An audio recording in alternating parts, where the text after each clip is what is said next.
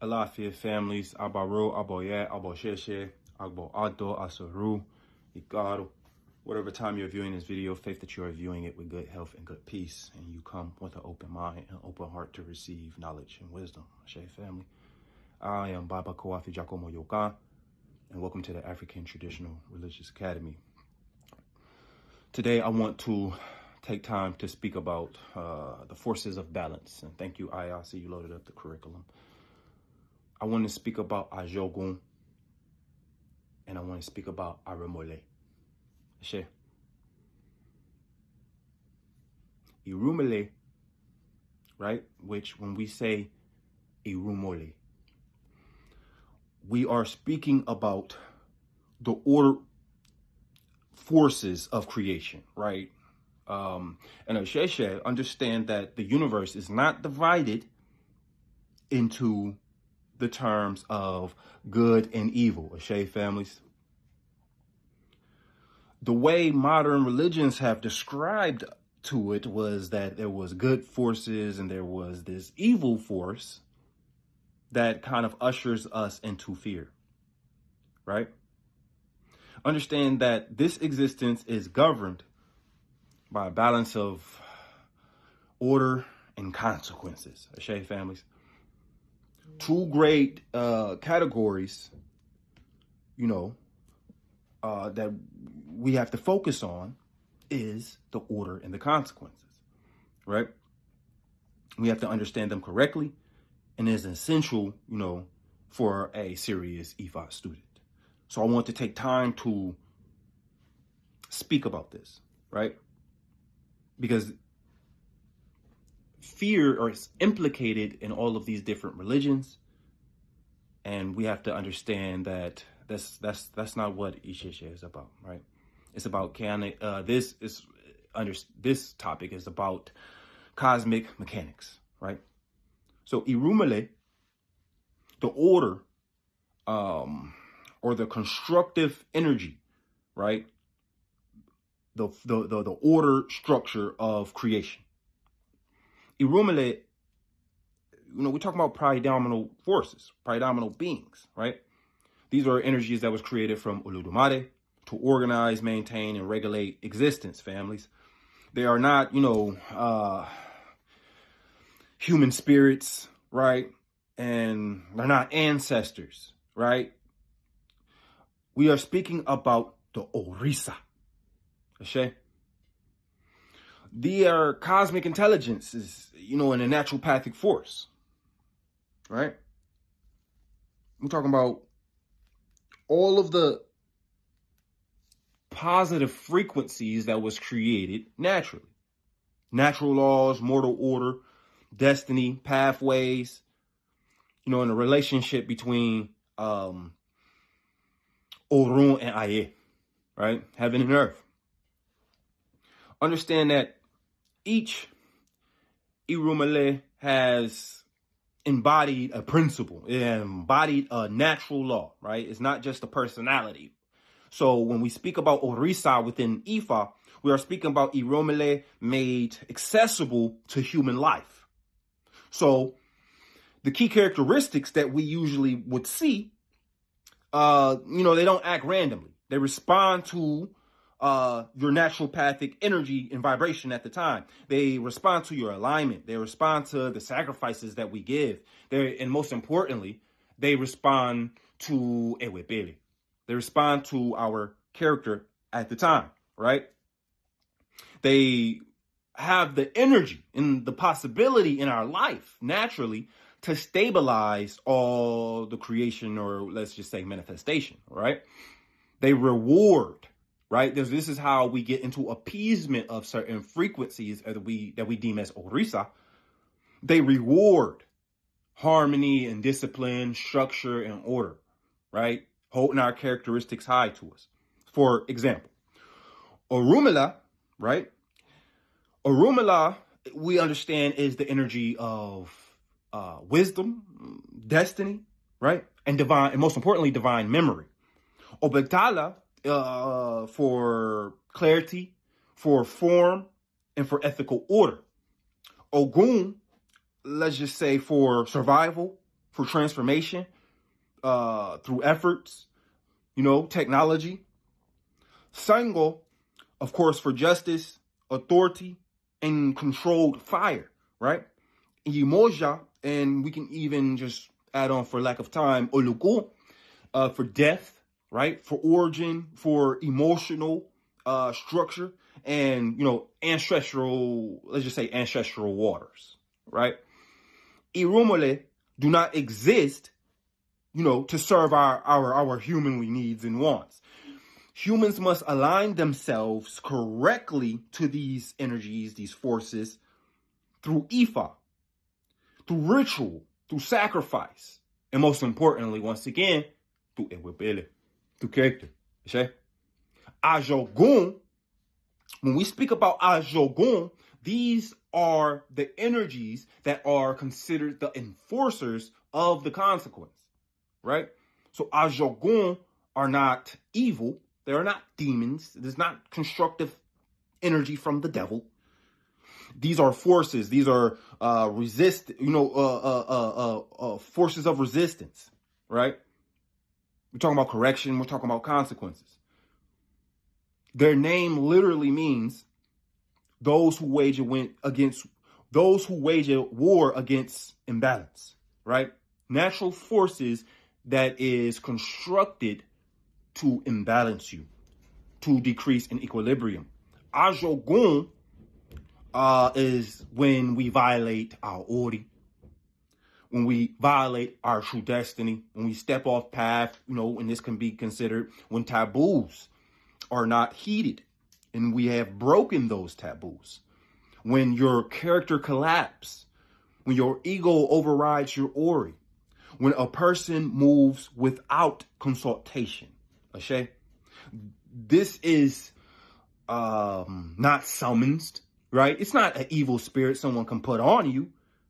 These are activated from you being careless, from you having lack of discipline, from you using ego and pride, right? So who are, as we understand, Irunmole is considered as Orisa. So who would be Ajogun? Is the next question I'm sure a lot of you are asking. Ajogun comes as Aiko, right? Death, not dying alone, but premature or in disorderly endings, right? We have Ofo, which this is loss, right? We have Erun, which this is illness and decay. We have Igba, which this is paralysis and stagnational energy. We have Igun Baruku, which this is restlessness and disalignment of ancestral forces and structure. Ajogun, understand that it's not emotional. They do not hate you, right? They're not evil enemies looking to destroy you. This is because of an incorrect equilibrium. They are here to correct imbalance in your life, the same way fires, burns, and pulls gravity, right? They are here to get you to the foundational order. So understand that the relationship between Irunmole and Ajogun, right? Because it's a key misunderstanding when we start talking about the relationship. So it's a lot of information out there, but a lot of people have the misconceptions, right? Ajogun, understand, Ajogun is not to oppose Irunmole. They do not oppose, okay? They enforce, Ajogun enforces the laws of Irunmole, right? Irunmole has established a law and a code conduct, family. Ajogun makes sure that it is upkept, if that makes sense for you. So when a person walks in alignment, right, Ajogun will retreat. Irunmole will open the road more, right? When a person, defy that order, walks in defiance, walks out of alignment, Irunmole withdraws their protection.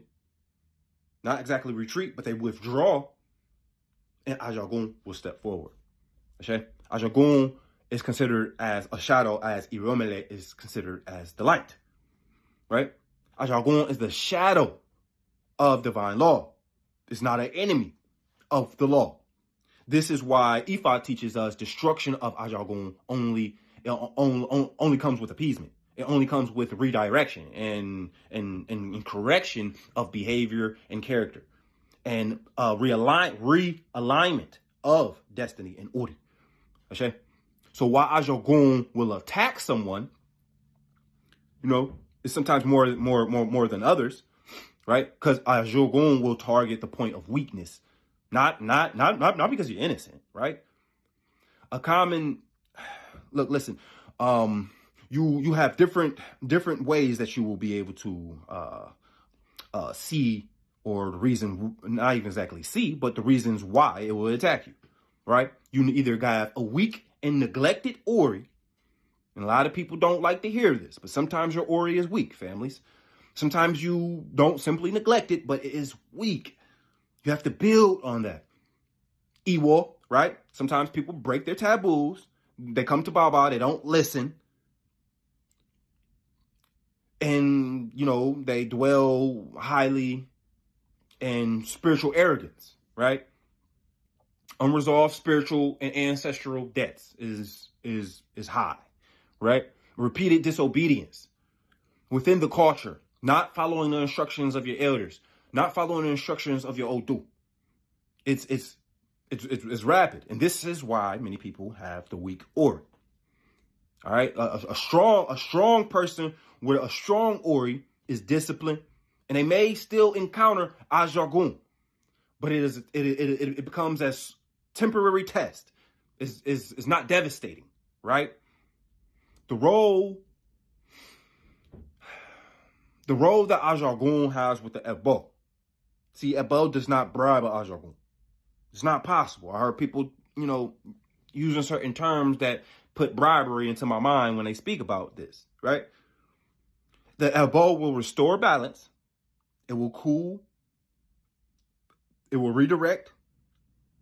It will buy you time for correction, but there is no bribing. If we, if our behavior does not change after we give Ebo, then Ajogun will return harder and faster, right? It's kind of, you hear me say, if you knew Jesus actually existed in the Middle East right now, and then you ignored the information, then that's when you will be penalized. So I just wanted to take some steps to correct that, misconception, right? So I want you to understand these frequencies, right? So you don't get off track, right?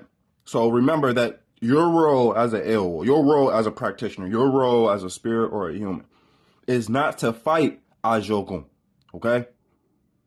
It is to diagnose imbalances within your life through Ifa, right? It's for you to come to Ifa and Ifa to reveal which imbalances, the so-called thriving that's in your path right now, right?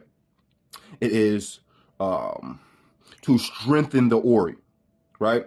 To restore your Ashe within you, within your practice.